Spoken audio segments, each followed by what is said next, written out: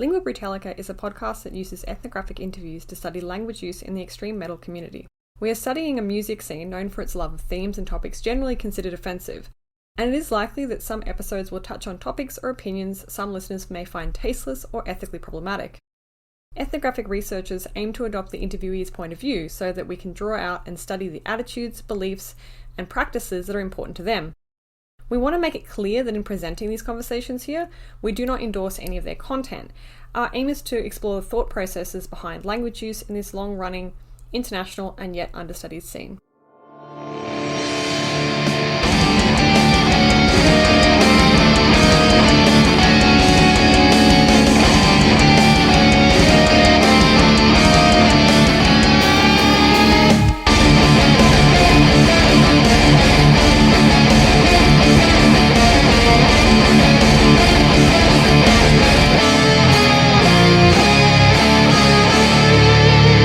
Welcome back to Lingua Brutalica with me, Jess Crook, and my co-host, Wes Robertson. Hello. Today we're talking to Garry Brents of Memorrhage. Thanks for being with us, Garry. Hi. Thank you for having me. It's a blast to be here, and I appreciate the opportunity to be talking with you guys. Oh, thank you. We appreciate the opportunity to chat with you. Yeah. We normally, though, start out by asking people kind of how they describe their music, but you're quite actively and unapologetically labeling your music as nu metal. This is our first episode where we talk about nu metal. Awesome. So for many people, though, nu metal isn't just like a genre. It's something that's kind of locked into a very specific time period as well. So what does it kind of mean for you to be making nu metal in 2023? Do you view it as kind of a revival, or is it a continuation? Has there been like a nu metal scene over the last decade plus that I think, maybe a lot of people missed out on? I would say it's maybe a little bit of both, but I definitely consider it more as a revival and perhaps a reinterpretation, even from my lens, just from growing up with it. I would say kind of in the past year, or I should preface with I grew up with nu metal in like the mid to late 90s and early 2000s, and then me and a lot of other people, of course, kind of got out of it, got into heavier stuff. It's sort of kind of always seen as a gateway genre. But with that said, in the past year, I kind of ignited my interest in it in a very obviously meaningful way by making this album project. But during that time, like during this past year, I had been kind of doing deep dives on not only the old or original wave of it, but also what have other people been doing in this genre for the past decade? And there kind of has been a bit of a movement the past 10 years, not super popular, obviously, but little inklings here and there. With that said, I don't think that I'm necessarily following or adding onto that wave of it. So I would say definitely more of a revival approach. So what motivated you to engage with that revival then? Yeah. Oh, that's a great question. So I would say nostalgia was definitely the first defining factor or cathartic feeling that I had. And it kind of started last year. There's kind of different points of the nostalgia that led to this moment. One of them was kind of watching the Woodstock 99 documentary that came out last year on Netflix. And while watching, I think it was around this time last summer, I was watching it and just kind of seeing Korn on there and some of the other bands, it sort of revived a feeling from when I was a kid, like in 1999. I was 11, 12 years old. But I wasn't able to go to Woodstock, obviously, but I was aware of it and oh, that's cool. I wish I could go to that. Wish I was old enough. So watching the documentary sort of revived the feeling of my enjoyment of nu metal in that era. So that was sort of the spoke, the nostalgic spoke number one. The next spoke in that feeling was the social media account, Crazy Ass Moments in Nu Metal History. Oh yeah, I follow them. Yeah, and that's manned by this guy Holiday Kirk, a great like kind of journalist guy, also a musician, but he's really like I guess taken the wheel of this new metal. Perhaps it is a revival. And just seeing this account just over time last year, I was like, wow, this is very interesting. Like kind of revisiting these old music videos that I grew up with, these old like live videos that never got to see or never got to go see these bands. But it was like, wow, I was like super into all of this. I had like a huge CD binder of all of these bands, all of these albums and stuff. So then that just kind of bubbled up, and I was like, you know what? I'm just gonna like write a new metal song, and then I sent it to him because he would post newer bands. Now they weren't all necessarily new metal. They're just aggressive music. Sometimes maybe new metal-ish, but none of them embraced it. And I was like, man, I gotta send him the song that I just made, and it's track 1, Memory Leak on the album. But at that time, it was just that song. And he was like, send me an email of the song. I was like, okay. And then he posted it. And I was like, wow, this is like entering the zeitgeist of what he's doing here with crazy ass moments in new metal history. And so that was like kind of the light bulb moment where I was like, oh, this is not going to be just this song. I'm going to make an album. So all of last December, I just spent the whole time thinking about Memorrhage, thinking about what's going to go on into this album. So yeah. So in featuring you on a podcast that's especially focused on metal music, we're kind of inadvertently, accidentally taking a stance in the heated and, as we recently found out, still ongoing debate of whether or not new metal should actually be classified as a metal subgenre at all. In your personal view, where does new metal fit within the broader metal genre? Oh man, that's a really good question. So I'll kind of approach this from different perspectives. Historically, there was a time, and it's a very long gap of time or span of time, I should say, from like 2003 up until last year.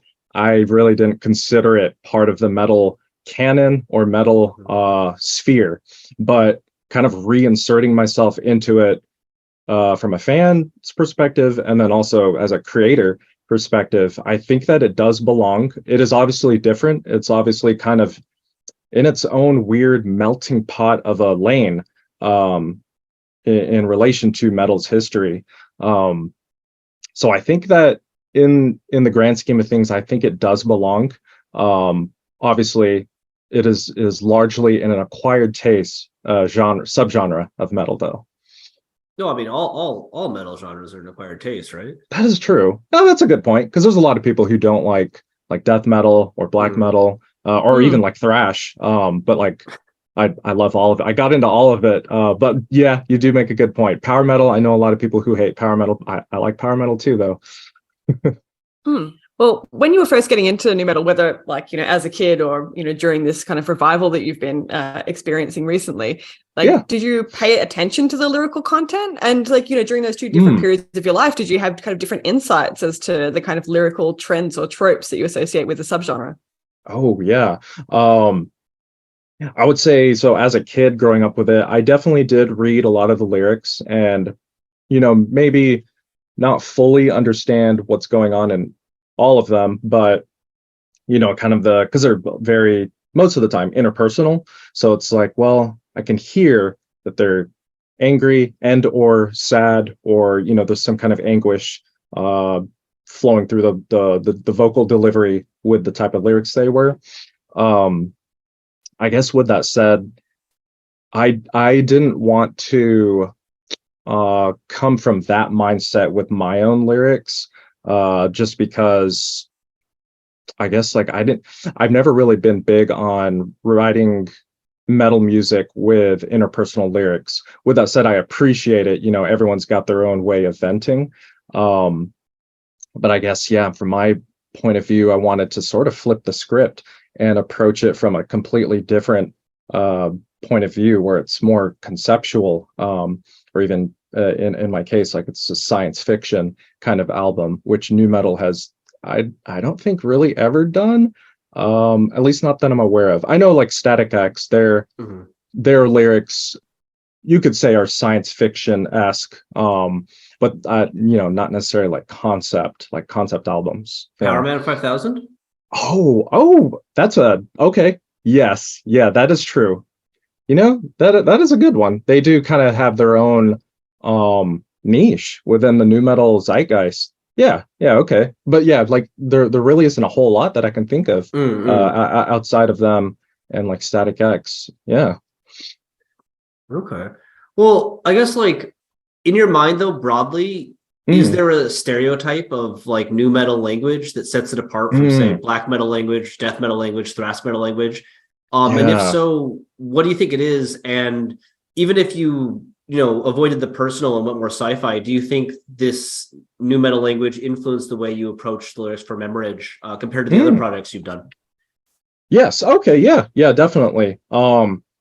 I would say probably at the top of the list that whatever I think of in nu metal, no matter how you approach the lyrical writing, or from a fan perspective, is angst.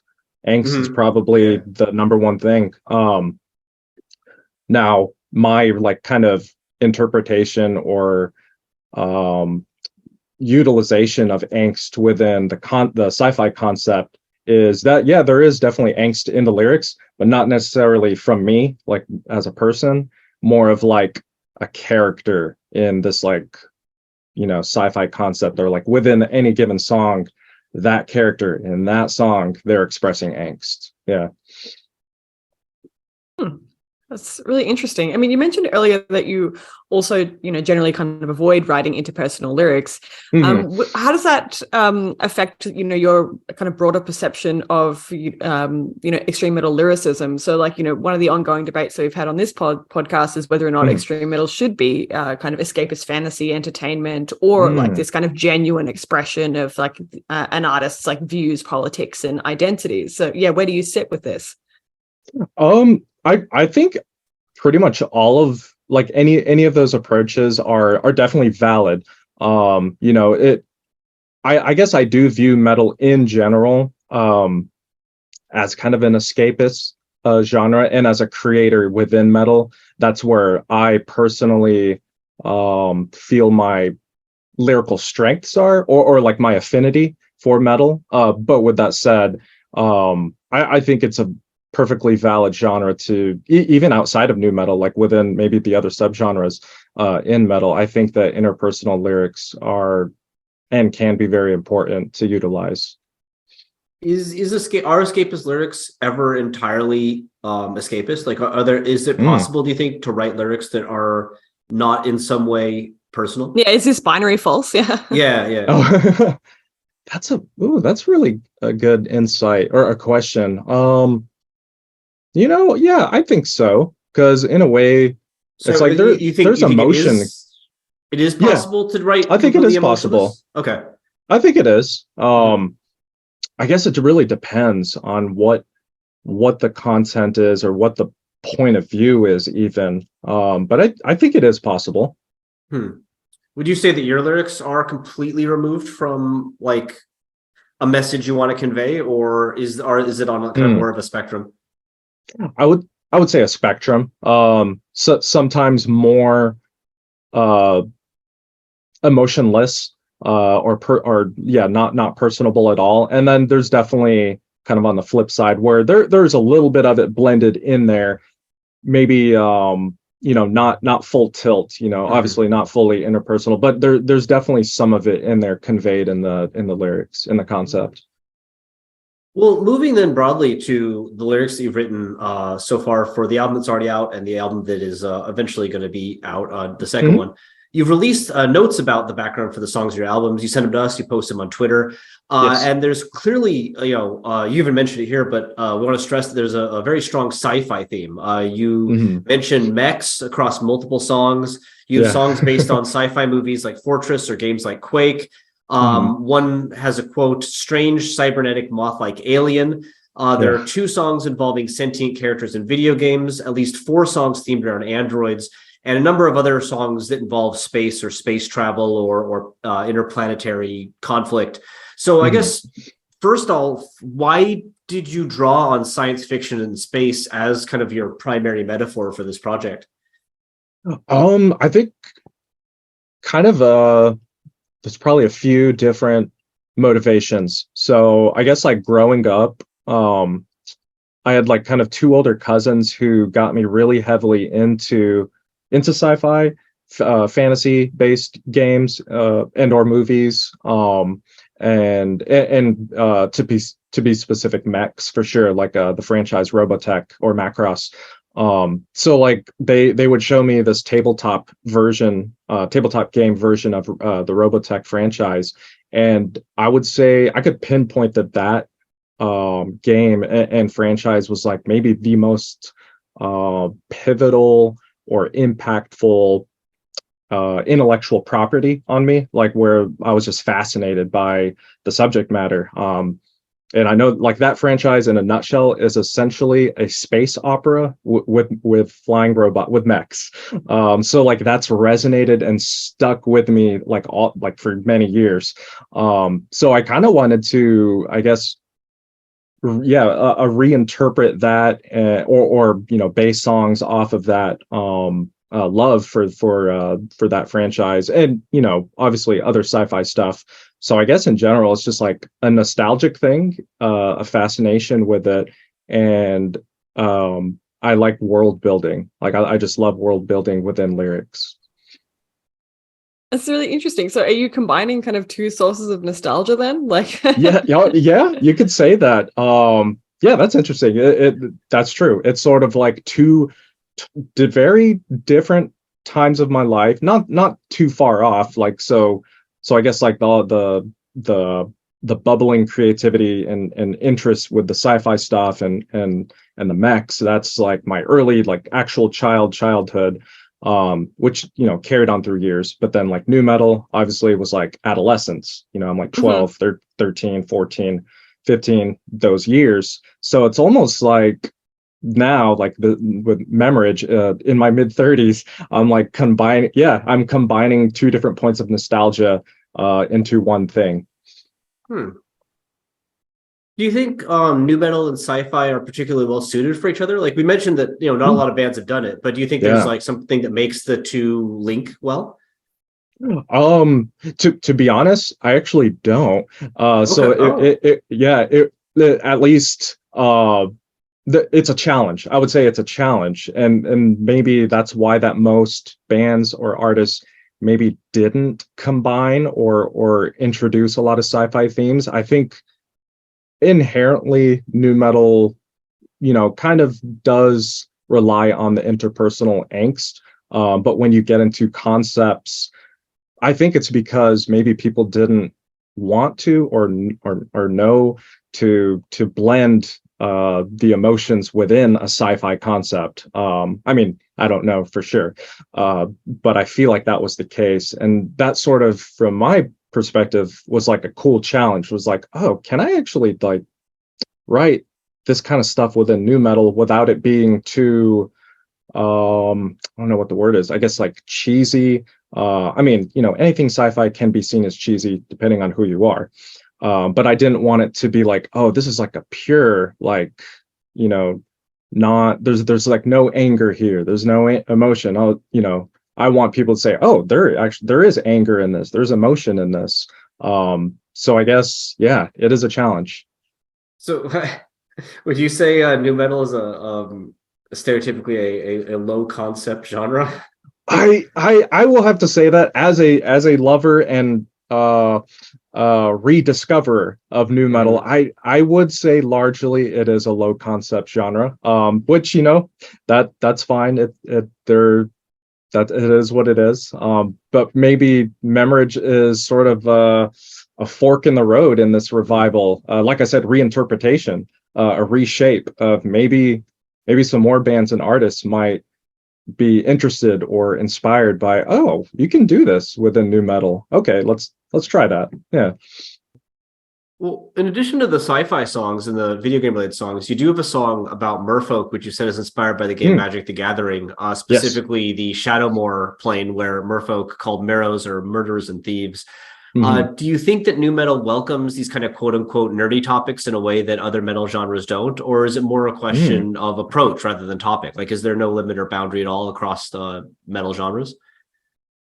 I think in general there really isn't a boundary. Yeah, it's really all about the approach and kind of the delivery, depending on the creator or creators on how they execute the delivery or the blending of these like nerdy topics within any given subgenre of metal, for sure. Yeah.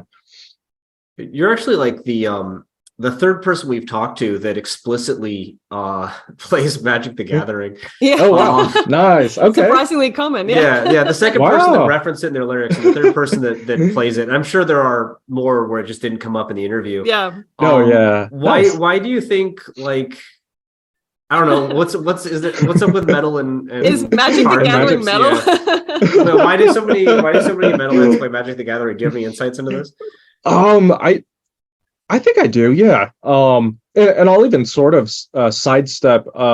It's totally related. I had a death metal project prior to Memorrhage called Salomoth, and this ran from 2016 to early 2022. And the entire lyrical landscape of that project was Magic the Gathering. It wasn't like Memorrhage, where I'm picking from so many different things, intellectual properties, or like my own creations.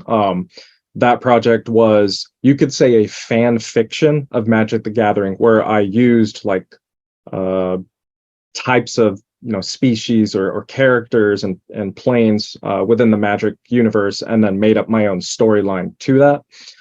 With that said, yeah, during those years, I would come across so many other people into metal and magic together, and I think it's sort of just because like there's a what's the word, like magic is sort of tangential to like Dungeons and Dragons, which historically I guess has always been linked to like metalheads, and I'm not really sure why. I think it's actually, maybe it's because of the escapism, and like metal from the 80s, or the metal in the 80s that did write about escapism, were like drawing on like swords and dragons and fantasy wizards and stuff, and I'm positive they were influenced by Dungeons and Dragons. So I think carrying on Magic the Gathering coming out in the 90s, and then really getting popular in the 2000s, really just the past 25 years, has always had this link with metal, and I've always found it fascinating. Yeah. Well, along similar lines, I mean, you've talked about how your lyrical exploration of kind of sci-fi context is particularly kind of driven by this desire to reimagine new metal and kind of take it in a direction that it hasn't been taken before. But I wondered as well, though, I mean, to what extent are you actively trying to challenge or avoid a lot of the kind of problematic stereotypes that have been associated with new metal? Because of course, although displays of aggression and masculinity can be found in all subgenres of metal, these elements are often considered very central to new metal. And, people like Mike Shinoda of Linkin Park have recently kind of come out and said that the band initially struggled to get signed because their music and lyrics didn't reflect the kind of toxic, masculine, tough guy shit that the subgenre has been associated with. So, we were wondering, was your choice to explore these kind of sci-fi fantasy contexts in any way informed by a desire to kind of explicitly move away from the aggressive masculinity that many acts from the late kind of 90s and early 2000s were known for?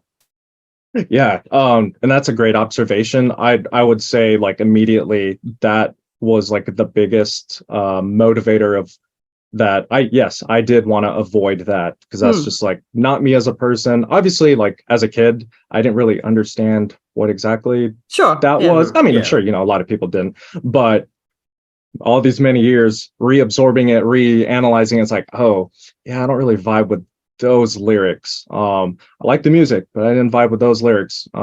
So yeah, I think it was definitely an immediate move where I was like, yeah, I do want to avoid all of that kind of negative stereotypes that were still associated with the genre. Well, it definitely comes out in the Woodstock documentary for sure that you mentioned earlier. So right, there's a little bit of toxic behavior at that concert. Yeah. There's quite a bit actually. Yeah, just a small amount. Yeah. So, talking about your lyrics in specific, if we look at all of your songs so far, there's definitely a preference for the first person perspective in how you write. On the first album, 8 out of the 11 songs use I, and one of the ones that doesn't involves we heavily. And on the new album, 6 out of the 10 songs that have lyrics also use I. Why do you think you lean towards the first person approach? I think it's almost like, I guess since a lot of the original nu metal did speak in the first person, I still wanted to retain that perspective. And then, obviously change up the themes and everything, but I wanted to retain that personal aspect. I guess that's sort of the interpersonal percentage that I'm using, where I am using a lot of the first person view. I think maybe to sort of further elevate that level of escapism for like the listener, for an individual listener, listening to it, maybe reading along with the lyrics. Yeah. So is the I ever like representative of you, given that you are kind of talking in that like fantasy context? Like, does it actually represent like your identity as an individual at all, or are you always kind of inhabiting a character? I would say, I'm kind of like cycling through the songs in my head. I actually, I think it really is all like kind of through characters. So where it's like I'm me as doing the vocals. It's I'm just a vehicle for the ideas, for the lore, for the stories, for each song. Yeah. Well, what about the opposite, the use of you? Because in contrast to I, the words you or your appear on your first album just 16 times, but 41 times, over 100% increase on the new album. Are you aware that you've almost doubled the use of you on the songs you've written recently? And what might have brought about this increased number of references to the listener, or at least this increased perspective of that you're singing to someone? Yeah. I guess I hadn't really thought about that. But going into like this next album, I knew that the approach, I guess, was to bring a more sense of urgency. So, when you say you and it's almost like a call to action, at least immediately when you hear that in music, especially aggressive music. So I think that kind of was just the spark, was just to bring a more sense of urgency, elevating it compared to the first album's lyrics.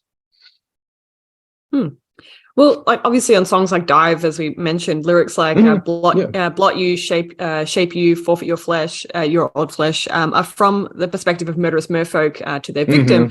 But nevertheless, is there a specific you imagined here, like a specific you kind of character?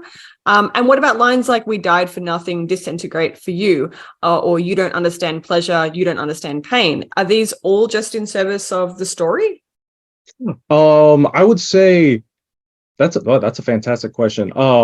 With the last one, like on the song that's going to be called Anywhere Else, that one is, I guess, the you is like the authority from the movie Fortress that song's based on. So you could almost say maybe it's parallel to the what do you call it, the elite, the elite people of the world, where basically the incarcerators is sort of the you in that song. So it definitely kind of, I would say that's a parallel, even though that song's based on that movie. I would say the other songs though really are immersed in like that specific song's landscape, like storyline. Well, another broad trend in your writing is that you seem to abhor using the past tense. Besides the song Hmm. Lost, which opens with lost crew of explorers were horrified when their ship was badly damaged beyond Hmm. repair in a crash landing on a prison planet, and then continues telling the story from the past. You lean towards a very active approach. You have songs that open with lines like, everywhere I turn, there's another error code. I'm running through a factory. I'm stuck on a ship. Hmm. Disembark into the unknown. I set off on a journey through time. You and your team sent to find the hive, or hyperdrive into a distant corner, which are all set in the here and now, as if the song is happening like as the events are Yeah. happening as you sing. Right. What is the goal of this active framing, and what do you dislike about stories, or at least about writing stories yourself, which are in the past or finished or done? Oh yeah.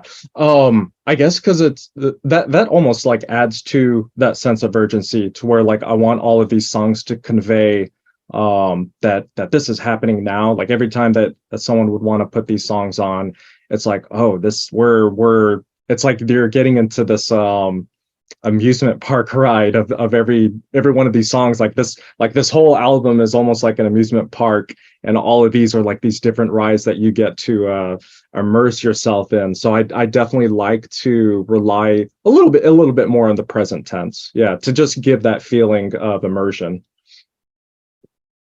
Why is that urgency and immersion important for you in that way? I mean, you can get Hmm, immersed in a story in the past, right? Like there's lots of stories that are that's written in the true. past tense that are immersive, right?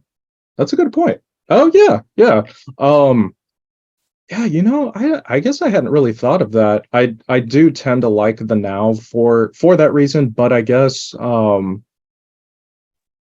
yeah, I don't really know why. It may be tied to what like probably some of even like Korn's lyrics, early lyrics where they would say like now, or they would have a lot of present tense Mm-hmm. perspectives, and they were like my first favorite band growing up, so that probably had a lingering effect on my approach there. Yeah, I actually hadn't really thought about that or analyzed that. I wonder. I mean, obviously, we didn't look at a bunch of other new metal bands' lyrics, but We Yeah. didn't, yeah. no. But just trying to go off my memory, because I Yeah. mean, like I was also a teenager once. It feels to me like maybe there is a bit of, I don't know. Is there much past tense in new metal? Like I'm thinking Not like, to my knowledge. I mean, like I'm trying to yeah, think of like, Yeah. yeah, corn songs particularly. I chord think it's songs like seem probably present what tense, lives, yeah, yeah, even though they're that about Yeah. the lives best. past, right? True. Yeah. True.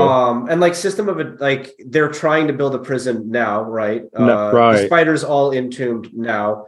Hmm. Uh, Yeah, I'm trying to think of like even like yeah, Deftones. Yeah. um, Hmm. is the genre like, is the new metal genre in like is it like a present tense genre? That's fascinating. You know what? Maybe it is. I think in general it is. Yeah, it's like always wanting to be in the, not always, but primarily wanting to be in the here and the now. And maybe perhaps looking ahead as well, Does depending that on have something what to do band with it that is. angst you were talking about earlier? Like Hmm. does the emotional like expression of like angst and anger feel more visceral if you're talking in the now versus in the past? I believe it is. Yeah, because it's almost like from if you're a listener and you're trying to relate to Mm. any given song, especially within the new metal landscape. Yeah, I think that maybe the here and the now feels more relatable as you're listening. Yeah, that is interesting though. I'm just like running lyrics through my head, and like I'm Yeah, sure there are some. Like I'm sure there, yeah, there's got to There be. must there's be, got to yeah. be one. Like there's that Hmm. Mudvayne song about like Ed Gein, right? That has to be in the. But Oh, like Dig Bury right. Me, that's in the. Like I can think of death metal songs in the past, like right off the bat, black metal right off the bat. Yeah, Oh, that's Nothing's easy. yeah. coming. Yeah. Like They like have a reverence for well, the past, yeah. or yeah. Yeah, Like exactly. Yeah. I think the first Cradle of Filth song I ever heard was Her Ghost in the Fog, and that's like entirely in the Oh, past tense, Yeah. right? yeah. Um, That was my first gateway band after new metal, Cradle of oh Filth. no, no, me too. Oh, Yeah, same. nice. Yeah. I was obsessed with them. I still love them. Yeah. I'm not sure where people put Slipknot on the boundary, but yeah, no, I remember Yeah, yeah, yeah. for me it was Midian Chest, for you it was Damnation in a Day, right? Yeah, correct. Yeah. Yeah, yeah. Nice. And It like was Midian for me too. yeah. They're like, yeah, that's cool. it is I mean, for all the, Dimmu and them get a lot of on the internet or whatever, but Right. I don't think there's been any bands that have probably done more for bringing people like across into More extreme more metal. extreme Yeah. stuff. Yeah, Yeah. I agree. Facts, yeah. Yeah, Yeah. And that's funny. I'll still jam Midian. Midian's a great album. Yeah. It's one of my favorites, an all-timer. 100%. Yeah. Well, getting back to your lyrics and talking more Yeah. about kind of tropes of new metal, Mhm. one that I think everyone, even people who are very peripherally aware of the genre, are kind of aware of is swearing. And you don't shy away Yes. from swearing in your lyrics. You do Yeah. have 15 fucks on the first album, 9 on the second, including 2 motherfuckers, Yep. 3 total uses of shit, and 3 damns, if we're going to count that as a swear word, including in combinations like, God fucking damn me. So first and foremost, what do you think swearing adds to your art? Definitely angst for sure. So I would say that is probably the most connective tissue to the original nu metal wave for sure. So, and I guess maybe beyond that, relatability. If the listener is angry, and they swear, they may probably want to hear some swear words. Maybe not as many as like Slipknot's self-titled, which I know has like a lot. But I didn't want to omit them. I wanted to have at least some to kind of bring some of that connective tissue from the original wave. Well, it's interesting because, I suppose that's one of the things, based on the interviews we've done on this podcast, that separates nu metal from other subgenres of metal, given that we've seen a general trend away from swearing in the other kind of extreme metal genres. Right. That's funny. Yeah, I guess it almost really has only stuck within nu metal, or perhaps stayed with nu metal. Sometimes you might hear it in death metal, more brutal death metal especially, but it's pretty fascinating. Well, you kind of answered the next question we have, but I just kind of want to phrase it just to confirm, because obviously swearing is very familiar in nu metal. Choruses like "You fucker, get up, come on down, get the sickness" are famous. Korn's single "Adidas" is well known for repetition of various words. But we did check out some of your other projects, and the one you mentioned, Karaneer. Yes. Yeah. For instance, you only use 3 fucks across the albums "Portals to a Better World" and "Perpetual Despair is the Human Condition." Those 2 albums only have 3, which is much less than either of your current albums. So do you think that there was pressure to swear more on a nu metal project? Was that in the back of your mind? In the back of your mind, in the way that you've done a lot of genres, you've done a lot of projects. Do you think you swore more on this project because it's a nu metal project? I can say yes. Yeah. As much as I don't want to admit that there was a not peer pressure, genre pressure. There was a genre pressure in the back of my mind. As I was writing the lyrics, I would get to the parts where there was either gonna be or not a swear word, and I was like, I think I have to say fuck here. I'll just be frank. I was like, I think that's just the word that fits here to convey the angst. So there was a genre historical pressure for that approach. And does that affect your actual selection of swear words as well? Why do you think fuck comes in so frequently, but shit appears more rarely? And then why do other swear words like cunt or crap not appear at all? I think maybe my personal taste in my swear words in general. I guess I do tend to gravitate towards fuck in personal verbiage, if maybe I'm angry or excited, what have you. So I guess it's sort of just my personal attachment to if I were to use swear words. And I guess also I think that fuck is maybe, in my opinion, the strongest within a musical context of a swear word. Yeah, it's interesting. Yeah. Is there a boundary? You mentioned like adding swear words from the pressure, but have you ever cut swear words because you were like, this song just swears too much? Um, no, actually, I didn't come to that point. Yeah. And this sort of opens up like my approach with lyrical writing. So almost all of the songs on the first album, um, I would almost simultaneously record my vocals as I'm writing the lyrics, which is interesting, kind of on the fly and a bit improvisational. Like I have an outline, obviously, with the lore of a given song, but I'm almost like practicing or rehearsing with the record button on, and I'm recording lines, and I'll listen back and almost audit myself and be like, yeah, that doesn't fit. And so that's what led to like the insertion of the swear words. But within that, I didn't come to a point where I had to take any or wanted to take any out or anything like that. Yeah. Does that point exist though? Like, is there too much? I think so, actually. At least from my perspective, it like, let's say if I were to get to that point down the road or anything, I think if I did it too much, it would take a little bit away from the escapism approach of the song, of the concept of whatever song, any given song. Yeah. Oh, wait, so like it's like too much swearing removes escapism? I think so. Why?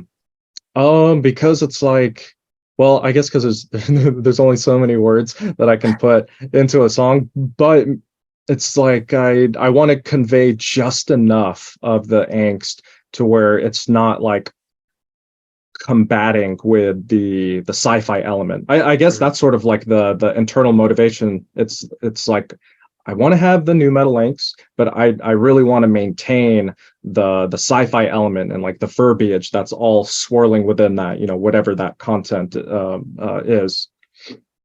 Well, this kind of relates to our next question, which is kind of about your vocabulary choices, I guess, in a general sense. Sure. Because this project does tend towards like relatively straightforward vocabulary. We didn't see any words that the average listener, like or English user, wouldn't understand. And there's kind of a tendency for kind of either mono or bisyllabic words. Reek, for instance, has only 3 words over 3 syllables, and they are hardwired, saturated, and disbelief. Far from obscure. And the new song Structural Damage Capacity has a weighty name, but has just 5 of those kind of multisyllabic words: dilapidation, trepidation, entrapment, claustrophobic, and disintegrate. So is this a new metal influence as well, or do you just prefer kind of more accessible lyrics? And if it's the latter, why is that? That's an interesting question. I actually think it's a mix of both. But maybe it is relying more on the former, to where it's like, yeah, a lot of nu metal's lyrics are understandable and like almost immediately like, oh yeah, I know what they're trying to convey here. So I think it was predominantly inspired by that, but there is definitely a mix of the latter, to where I guess it's sort of because like my vocal approach, like as I'm recording, I want to keep the syllables fairly like precise, like there's almost a bit of a science to it, where I don't want to get too out there syllable wise. So it's like, yeah, I'll have to maybe rely on simpler words here. Yeah. Does that track with your other projects? Because you've done, I mean, you've had death metal projects, you have black metal projects, right? You've done a lot of things. Do you always go for that kind of simpler approach, or in those genres, do you tend towards larger, kind of more obscure vocabulary? Thinking back now,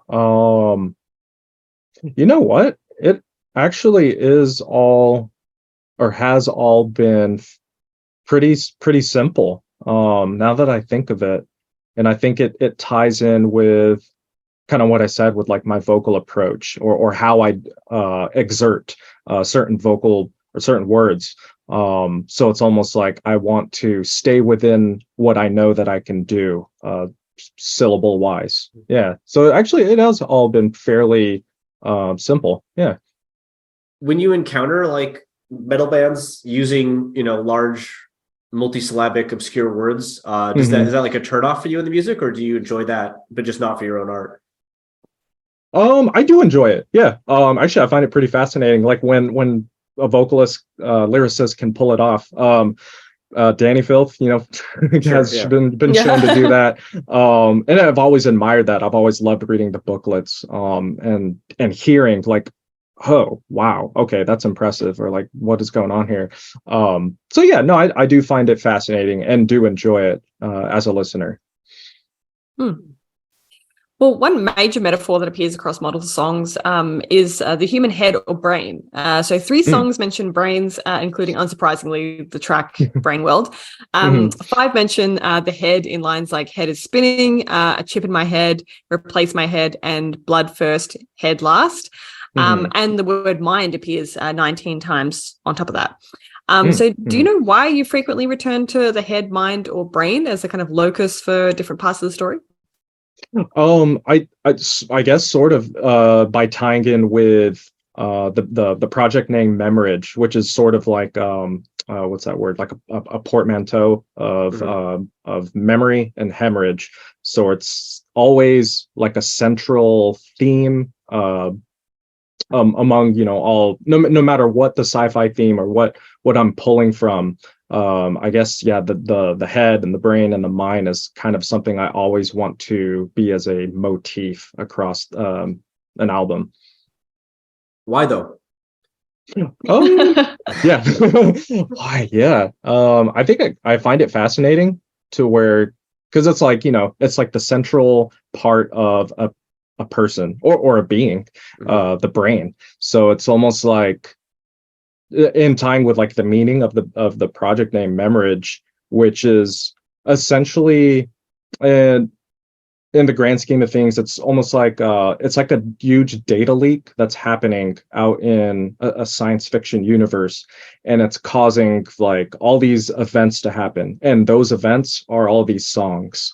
So it's like Memorrhage is like, it's like this big brain that is just leaking. So that's I guess why, yeah. to tie back to the central theme of the project name. And I suppose that's the central theme of like your like lyrical inspiration as well, right? Your memories. That's true. Yeah. Wow. Perhaps cool. like the nostalgia. Yeah. Yeah. And I guess I have been known to be a very nostalgic kind of person. Like even in my other projects, some more, some less. Obviously, Memorrhage probably being the absolute, end of the spectrum. But yeah, nostalgia. Well, what about the concept of like body horror more generally? Because you don't shy away from this in your lyrics at all. Are lines like "awake to the sounds of steel on steel and bone, cables like whips crazed, lashing out of control, any human flesh yet? I'm a device now. What kind of purpose?" Are those just in service of a story, or is there a reason that like damage or alteration of the human body is a regular theme that comes up in your songs? I think this sort of stems from my fascination with watching. So not only the sci-fi movies I grew up with, but I may have started a bit too young watching horror movies. I'll admit, in the 90s. So it kind of really stems from that. And just like maybe it's me like almost sort of processing it as an adult, like way later. It's like my perspective of what I saw in these movies, like Hellraiser. That's one of my favorites. First couple of movies. So it's like, yeah, I guess it's sort of maybe it's a morbid fascination. Yeah. Does it just end there though? Is it just like the body being disassembled is gross and icky and morbid and metal, or like does it serve as some kind of is it like a metaphor or some kind of message that you are trying to convey through the concept of the deconstruction of the human? Yes, actually. So this could also be seen maybe as morbid too. But I've always had this fascination with like, and a lot of like movies and like sci-fi TV shows have covered this kind of concept, to where like if we ever get to the point in human history where we can actually leave our flesh but still be quote unquote alive or sentient, aware, what have you, whether it's in a machine, data, or a human-like body, but can't expire or can't have ailments or whatever, diseases, injuries. So I guess it's kind of stems from that. Maybe that in itself is like a fear of death. Yeah. Interesting. Wait, like depicting mutilation is a fear of death? Kind of, yeah. Or maybe like coping with, like, it's almost like a coping mechanism where like I can write about this in this world that I'm making here, or portraying here. You could say it's almost like a coping mechanism. Well, what you're saying is actually connected to, like, there has been like some research on that, like kind of saying that like in the modern era, because we see death a lot less, like just based on like how our societies are kind of organized, like we just see like physical representations of death isn't something that we like, especially in the like Australian American context, you're not necessarily seeing like, death in a very kind of visceral way anymore. We actually crave these images like of death so that we kind of feel, I don't know, connected to actual real life cycles, real that world kind of thing. Actually, I think that ties into it too, where it's like, it's almost like where I'm trying to portray what we're not seeing anymore, or seeing less of. We're seeing less of. So it's it's almost like I'm converting it into music form. Do you feel like metal, not just new metal, metal in general, more welcomes this kind of portrayal compared to, say, other genres?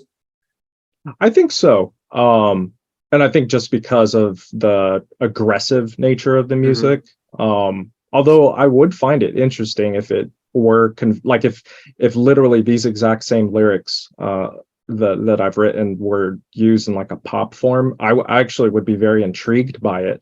But I do think, it tends to, I guess, hit better or resonate more in metal. So moving to kind of things that are rather odd in your lyrics that don't come up a lot but still feel distinct. We noticed that in the song Insero, you suddenly introduce phrases in Filipino or Tagalog, such as Naipit sa death seat, or something like stuck on the death seat. And apologies to anyone who actually speaks this language with my pronunciation, because I'm sure it's wrong. And Pakawalan mo ako, which is let me go. So why did you decide to introduce non-English languages into your music? I'm glad you picked up on that. So I'm half Filipino, which is sort of, you could say, half the answer. But sure, I guess, but the reason why, like, I could have done this and other things, I guess, is sort of like, I wanted to kind of give a little bit more representation of that within a new metal context. Only because, like, when I was growing up and like getting more into new metal, one of my I guess discoveries, you could say, was the Filipino new metal music scene, which is extremely underrated. This band, not a lot of people do. But new metal was, and actually kind of still is, a big deal in the Philippines. It's fascinating. This band Slapshock, I could say they're probably the biggest new metal band there. I don't know about metal in general, but definitely the biggest new metal band there. There's a couple others too, but they kind of resonated with me, as a teenager. And so basically you could say this was like kind of a tribute to inch towards that way. I can't speak it like completely fluently, just like phrases here and there that I learned from like my mom, grandparents, relatives and stuff like that. So it's like, I guess it is a bit of a non sequitur to throw it in there. So it's sort of me throwing like an Easter egg of like, this is just like kind of part of me. Have a little taste. Oh my God, dude, this Slapshot band, they have songs with like 5 million listens on Spotify, and I've never even That's crazy. I'm sure, probably maybe a little bit more of a following in Asia in general, but Sure. I know that there's a bit of a cult following in the US for them too. But they just never broke through like away, into like the American zeitgeist of nu metal. Okay. Interesting. Yeah. So is that little yeah. Easter egg there for any of the like fans of the Filipino like nu metal scene? Yes, it is. It absolutely is. And I guess it's also sort of awareness, where it's like, hey, I'm half Filipino. I'm making nu metal. Come find me. I'm here. It's sort of a bit of a call to act or call to attention, even, but definitely a tribute. It's like, hey, there's some representation here in the modern nu metal revival. Yeah. Why only on one track then? Why is there something specific about the song Encero that made it feel like Filipino was or Tagalog was appropriate to it? Yes. So the word cero or cero is also Tagalog, and Okay. yeah. So that was kind of the thing where I came up with the song theme based on that word, and I was like, okay, well, maybe I should actually have some Tagalog in there, not full fledged, but just a little bit near the end. Yeah. And sorry, what does Sero mean? Oh, it's so it's well, basically nothing or zero. Oh, okay. Oh, Yeah, right. yeah, yeah. But it had no meaning. I was like, what? Oh, yeah, yeah, yeah. How do you theme a song around a word that has no meaning? Yeah, basically translates to zero or nothing. Yeah. Okay. Okay. That's fascinating. Yeah, okay. I didn't expect that. Yeah. All right. A bit of a curveball for sure. Yeah. Yeah. No, the Filipino. All right, so I'll give the Filipino. Yeah, we're gonna have nu to metal check scene a this out listen, now. Yeah. Yeah. I won't promise I'll Yeah. listen to it for more than 10 minutes, but I will give it a listen. Yeah. No, sure, yeah. I will say like a lot of it is a bit of rough around the edges. And I don't revisit it as much as like like some of the other like the American heavyweights or what have you, or even like non-American heavyweights like Soulfly, whom I love. But there's like definitely a nostalgic charm, there goes that word again, that I have with the Filipino nu metal scene. It's just it's just surprising. I've always associated nu metal with America. Like I don't. Yeah. There are exceptions. Soulfly mentioned, but like I don't. There's no like new British wave of nu metal, right? Or like the Norwegian Australia, nu metal it's not really scene. A thing. Yeah. Yeah, like okay, yeah. Like there's That's fascinating. as far as I know, there's no like. I mean, maybe there was, but I don't know like a Japanese nu metal boom or anything like that. So like there kind of was actually. There was. I'm not as well versed in it. I'm just aware like a little bit. Like I actually can't really name that many bands. Well, okay. The Mad Capsule Markets. Now they kind of shifted. They weren't like purely nu metal. Maybe one or two albums. Yeah, I guess. But, like Maximum Hormone kind of, but like they were always doing, right. But that was a lot always of stuff. That stuff was a bit like more fusiony and weird, right? Than no, you're right. Yeah. No, I see Mad Capsule Markets though. I didn't even I completely forgot about them. Yeah. They were kind of really actually very underrated. I feel like they should have been bigger. Just based on how interesting they were. I almost kind of saw them as like a Japanese Static X in a way. Maybe a little bit more creative, a little bit weirder, experimental. But yeah, that's just the one that I think of. I'm sure there were more. I'm just surprised to hear that like the Philippines of all places had a big scene. I mean, one, it's kind of a small place, but also just like it's weird to think of nu metal, for me at least, even, and it might just be my ignorance, but like as an international genre.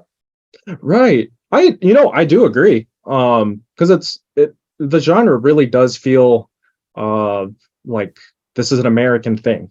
This is a byproduct of an American music mindset, approach, everything. So I have always kind of found it fascinating whenever I have found international nu metal, outside like Soulfly. Like actually there was a really good French nu metal scene, which is very surprising. And I did not know of it back when it happened. I learned of it in the past year. There's a band called Playmo, Playmo, and apparently they are kind of the laughing stock of of people in France who are like into metal in general. But I love them. They were almost like, it's so hard to pinpoint them. Like they really had like two full-on nu metal albums, and they kind of changed more like alternative, kind of post-hardcore a little bit. But their first two albums, through and through nu metal, it's almost like early Deftones, early Limp Bizkit, and surprisingly, there's like Meshuggah riffs in there. It's wild. Now why I enjoy them a lot more than like say Limp Bizkit is because the lyrics are in French. So it just like I don't, you know, like I will say I didn't really love Limp Bizkit even growing up, and I don't love them now. I appreciate them for their nu metal historical value, I guess. But I've never really liked their lyrics. They kind of grated on me still. With that said, Playmo, I don't know what their lyrics are, but it sounds cool. So like hearing French, like, I mean, I can't speak French, but it just hearing that in like the percussive nu metal vocal approach, it's fascinating. It's cool.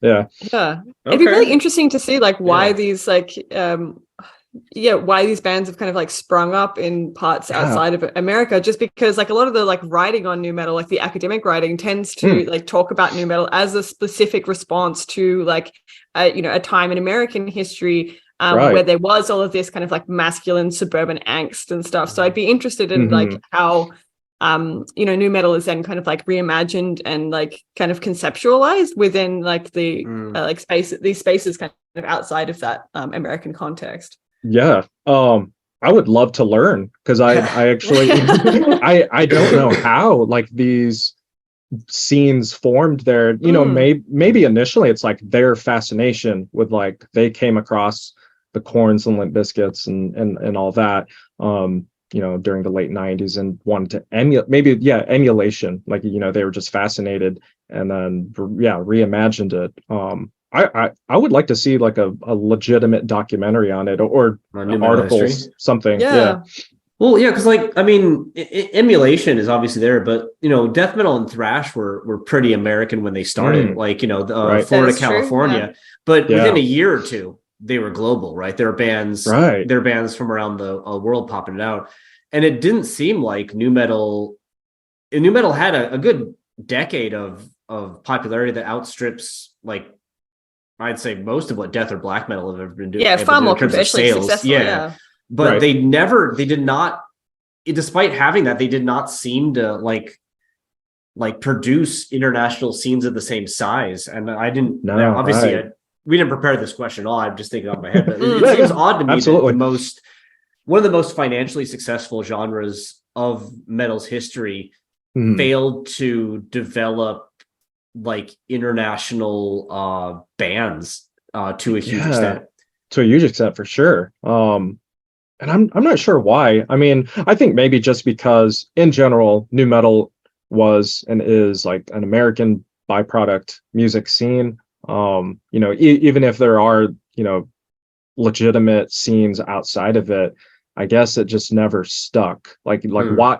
It's like, why did those international scenes not break globally? Like really only Soulfly did. Like they did world tours, but outside of them, I don't even think like the French band Playmo did. I mean, if they did, I don't know. I don't think so. So it's like, how did that happen? Why did it not happen? I wonder if it's like the most American metal genre, as disappointing as some Americans feel about that. Right. It's like, that's so funny. And I've always thought, until you've said that, I've always kind of felt like thrash was like the American metal genre. I don't know why. Well, I guess the Bay Area scene, or like the like New York thrash scene. But maybe it's nu metal. That's as funny as it is to say that. Because I mean, thrash is a definitely American start. But nowadays there's no dearth of thrash metal bands everywhere. And same with death metal too. Like especially. But That's wild. There's no like Swedish nu metal Yeah. Right. or like, like Yeah. Not like a scene's worth, yeah. Yeah. There was no Australian new metal scene, right, Jess? Not to my knowledge, I've never heard of one. Yeah, so I I don't think it was I a don't thing think I here. know one. I'm gonna have to ask Holiday Kirk, who runs Okay. the crazy ass moment, because I'm in his like Discord. That's it's definitely on the nose, but it's his thing. It's called New Metal Agenda. And whether Oh no. whether how serious he takes that or not, I don't know. But I'm here for it. I support him because he inspired basically inspired Memorrhage, or was one of the inspirations. But with that said, I'm gonna have to ask him because he has crazy depth of knowledge of new metal, especially outside America. In fact, he's how I learned of the French new metal scene, and like found like like that band Playmo and stuff. But I'll ask him and say, hey, do you know if there was an Australian new metal scene, or even not even a scene, but like a band, even? Yeah. Well, hit us up if he tells us that we're wrong, and we can put a little. Please let us know. We can ad lib a line that like this entire conversation was factually incorrect, and there actually were a number of massive new metal scenes around the globe, but none of us knew. Right. So apologies for wasting your time. This discussion was a bunch of lies. Oh man, that's funny. Well, I guess to kind of move back to get close to the end of what we're talking about for your lyrics, there's one new metal thing that isn't really in your lyrics that we found, and that's rhyme. So like new metal is not a stranger to rhyme, as evident in well-known lines like, Korn's "Sometimes I Cannot Feel My Face, You'll Never See Me Fall From Grace, Something Takes a Part of Me, You and I Were Meant to Be," or like System of a Down, "Wake Up, Grab a Brush and Put a Little Makeup." But you don't really rhyme almost at all in your lyrics. Why do you avoid this technique, which is obviously no stranger to new metal itself? I would say it was just purely a challenge thing. I wanted to see if I could do it. Because it's funny, in my other projects, I actually relied, or maybe not relied, but definitely had a decent number of rhyming schemes. And with Memorrhage, I kind of just wanted to approach it from like a challenge, like, can I do this without much rhyming? With that said, I would like to incorporate some more of it down the road, to sort of like say that, oh yeah, I can do that too. I can do the rhyming thing too. But early on, like almost to kind of set a like a personal challenge. I wanted to avoid heavy use of rhyming. So it was conscious? It was, yeah. Why this project? Like, did it have anything to do with the project being new metal, or was it just like, I'm tired of using rhyme and it happens to be what I'm making this project? I actually think it's more of the latter. Yeah, where it was like I relied on or used it maybe a little bit too much, and I kind of got maybe a bit tired of it, and it kind of lined up with like, oh well, now I'm going to be making new metal. I'm expected to have rhymes. And not there's some, but it's like, okay, this is the time to challenge myself with lyric writing. Yeah. Well, if we can ask you potentially a very difficult question, given everything we've talked about, what could you tell us about the kind of role of lyrics in Memorrhage's music and in the extreme metal genre, very broadly? Yeah. I would say the role is it's like for Memorrhage, a conceptual vehicle first and foremost, to tie with the music, and like we've said, heavy on the sci-fi themes, and musically, what, like if you think of sci-fi, you might think of like electronics or like weird effects, weird sounds, and there is some of that, and there probably will be more of that down the road in future albums. But lyrically, I want that to sort of carry the sci-fi theme, the vehicle of the project. Now I guess like in metal in general, it might be more of the same thing, where depending on the genre or band or whatever or subgenre, I see it as like painting a picture to the music, whether it's the escapism or the interpersonal, or even political. It's like putting a face to the sound. That's how I see it. Putting a face to the sound.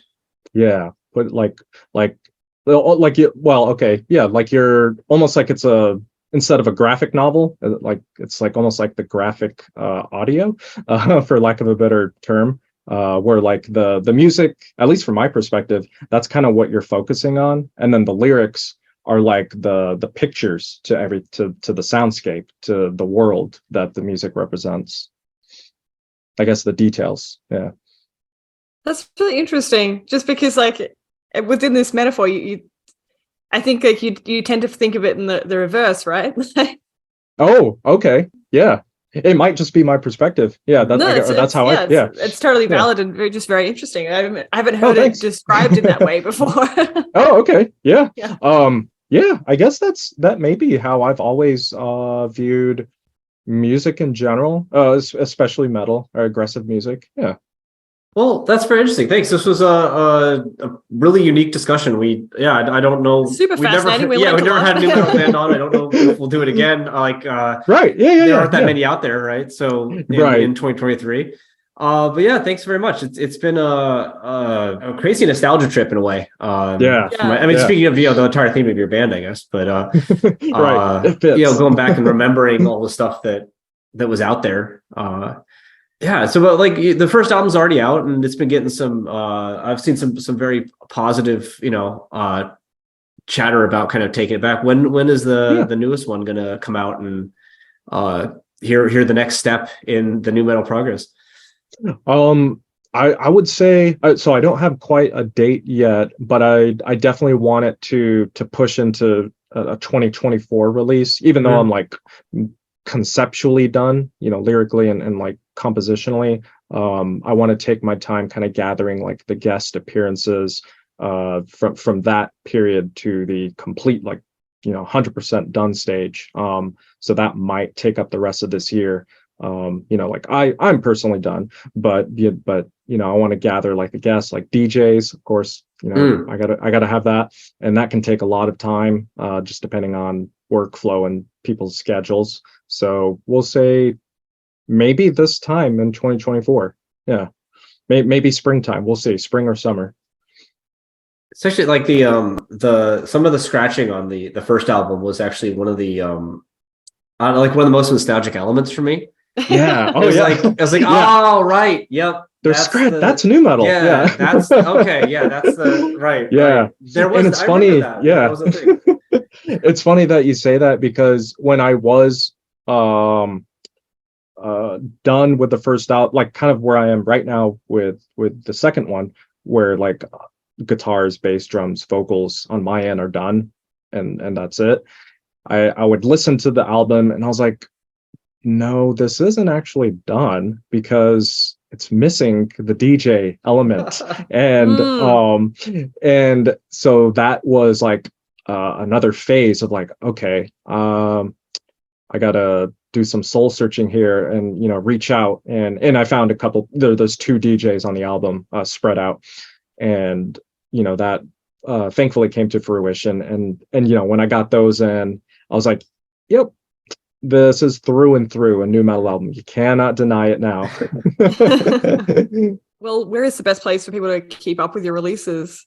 Yeah, so Memorrhage.bandcamp.com for that project specifically, and then kind of an overarching Bandcamp, a separate Bandcamp page is lilangisla.bandcamp.com, LILANGISLA, and so that page it may appear to be like a record label page, but it is not. It's sort of a page that I use as like a hub to host all of my projects, past and present. Okay. Obviously Memorrhage is at the top since that's the newest, but yeah, that's where you can find pretty much everything if you want to dig into the past or keep up with what I'm doing.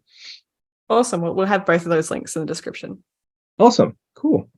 Are you doing anything like non-new metal at the moment, or is new metal the current focus of your like artistic I would say it is the focus, but I do have kind of some other things in the pipeline, where they're all also in the stage where I'm at with the second Memorrhage album, where I'm like waiting for like guest appearances and stuff like that. I guess I'll say like I'm constantly writing, so I have like a lot of things in the pipeline, and so stylistically, like one of those albums I finished in 2021, but I'm still waiting for like the rest, like guest appearances and stuff like that to finish it. And that album it's for Karen Air, and it's a bit of a spoiler. It is going to be that project's last album, and it's kind of like a post metal, blackened sludge, blackened hardcore, post rock, even a little bit, kind of heavy, like really just massive sounding album. So I've been sitting on that for a couple of years. Hopefully that comes out maybe next year. I don't know. It's hard to say.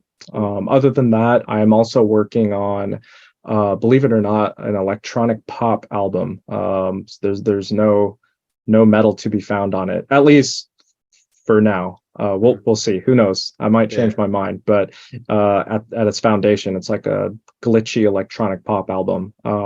Maybe that could be next year too. We might see a trifecta of wide-ranging sounds from me next year. Yeah, I would say Memorrhage is definitely like my top focus. Cool. Awesome. Yeah, it sounds really interesting. Yeah, exciting. Thanks. Well, thank you very much, man. Thanks so much for taking the time to talk to us. Yeah. No, likewise. This was a really, really fun chat and an interview, like just top to bottom. It was like a huge honor to be on here with you guys. Thank you so much. Very kind of you to say. Yeah. Thank you for listening to Lingua Italica. We hope you enjoyed it, and we hope you stay tuned for our next episode. Before we leave, we just wanted to acknowledge that this podcast is recorded on the unceded lands of the Wurundjeri people of the Kulin Nation and the Gadigal people of the Eora Nation. We pay respects to their elders, past and present.